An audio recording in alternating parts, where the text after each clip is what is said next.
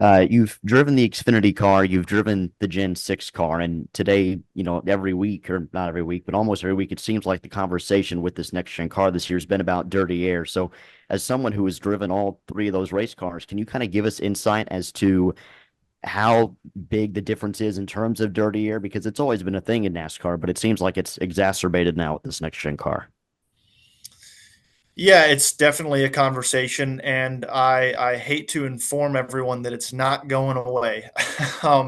And by that I mean every racing series that you watch in the world, even if you watch a sprint car race on a dirt track, they're dealing with dirty air. If you watch, hell, I'll drive my go kart and lose the nose because of aero wash.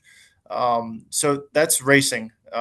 So yeah, there's definitely certain levels of uh, you know turbulent air and what the effect is. I think that there's two main things. Differences as far as watching a race on Saturday, watching a race on Sunday, and that's how you affect cars that are around you. I feel like in the Xfinity car, the old Gen car with the longer rear quarter panels, you could definitely affect the car in front of you by your proximity a lot more so than you can in our cars. On the flip side, taking air off each other's doors in the truck and Xfinity car also affects the racing and has actually led to, having more side by side, for longer in our cars, whether that's good, bad, better, and different.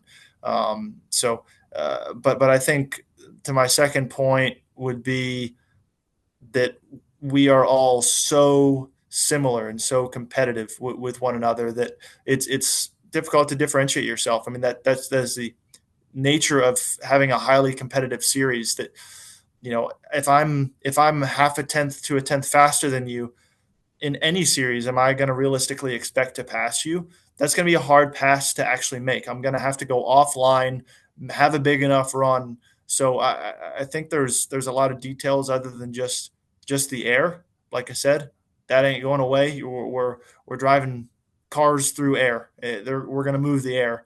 So, but the magnitude of it and the variance, throughout the field, I think that's what creates racing and passing, whether if that's through tire wear or carrying runs or you know being able to differentiate yourself is how you create variance, which is why I feel like you see on tracks that we have multiple lanes to use, our races are great. I just got done watching the Richmond race from last fall, and in the heat of the day, we were all over the racetrack running 2 or 3 lanes on the track. It was honestly a really great race, no different than watching a progressive bank track, on the mile and a half stuff. So there's pros and cons to all of it, but that's what's going to change it is giving me somewhere to make myself different than the guy in front of me. And you mentioned how similar all of you are. We saw at Iowa a couple weeks ago when everybody was really bunched up. We had that rash of, 10 yellows and like 100 laps.